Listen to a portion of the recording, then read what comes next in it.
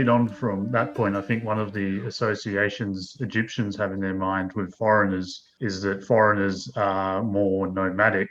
And some Middle Kingdom texts even suggest and say things like the foreigners are wretched because they move all the time, and moving all the time makes them wretched and makes them into robbers and thieves, thinking of texts like Ipuwer and things like this. And I think we need to imagine that Egypt was heavily urbanized, unlike most of its neighbors. Nubia was also urbanized, but not to the same extent, but definitely the case compared to everyone in the deserts around. And Egyptian urban towns would have probably been larger than most of those in the southern Levant, at least. I can't speak for Syria and other places like this. So that would have been a big level of association that Egyptians had between themselves and foreigners, is that most foreigners near to them happened to be nomads that kept goats and sheep and later horses, and would have had a very different lifestyle. And I think it's very difficult to think of this kind of dichotomy for us because we're mostly urbanized people and we don't necessarily associate foreigners living in big European cities or other cities as living in a different lifestyle. But this is what would have kind of been the case for Egyptians.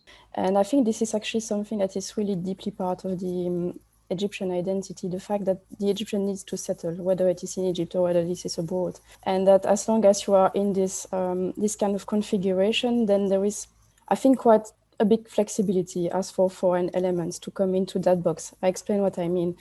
So remember, I mentioned this concept of Renou at the very beginning of my own little introduction. And I think this is actually something central in the sense that Egyptians seem to have this idea of Renou, so of the interior, like a principle of Russian dolls, basically, so that you go for something that is very close to you, like your intimate circle, for example, your house or your household. And then you go broader in the sense that you have your hometown, you have your country. But then even if you go abroad, you still have this Renou. And this is a schema that we find in quite a few texts, that the Egyptian, even when he goes abroad, actually tries to reach the different levels of Renou. So first enters the country and then goes to usually the capital city or something, and then to usually the house or the palace of the local ruler, and then becomes a member of the family of the ruler, even as a son to this ruler.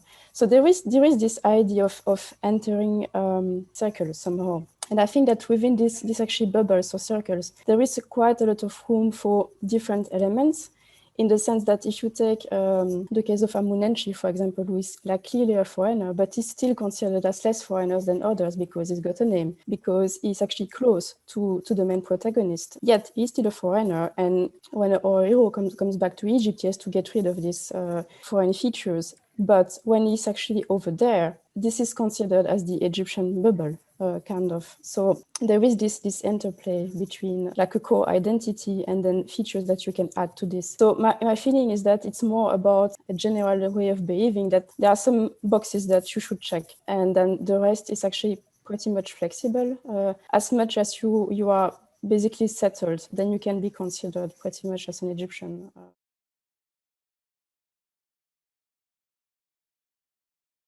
It's interesting to see what Egyptians point out when they talk about a city in Egypt and when they represent a city abroad. In poems about cities, Egyptian cities, what is always emphasized is like the open landscapes. So the gardens, the nature, the river, the people in the countryside and so on. You see that the city is open and has no boundaries between the urban and the countryside. In representation of Levantine cities, by contrast, the thing that is always, which is like symbolic in a way and prototypical of the Levantine city, are the fortifications, are the walls. And this is interesting because, in fact, Egyptian cities within the valley don't have the kind of fortification that you find in the Levant. You do have walls, like the Medina had walls, you do have fences, you do have things, but you don't have the imposing fortifications with probably towers, gates, and so on that you find in Levantine city. So it clearly reflects different perception of the society and of Egypt as a kind of safe landscape in which you don't have to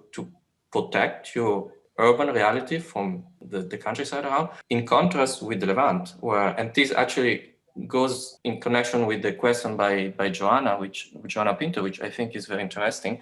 She asked if Egyptians saw a difference between foreigners from an urban center or nomadic foreigners. And in fact, this would be a huge topic, but it's clear that Egyptians make differences between the urban realities in the Levant and the non-urban realities. So like nomads, Bedouins, tribes, and whatever.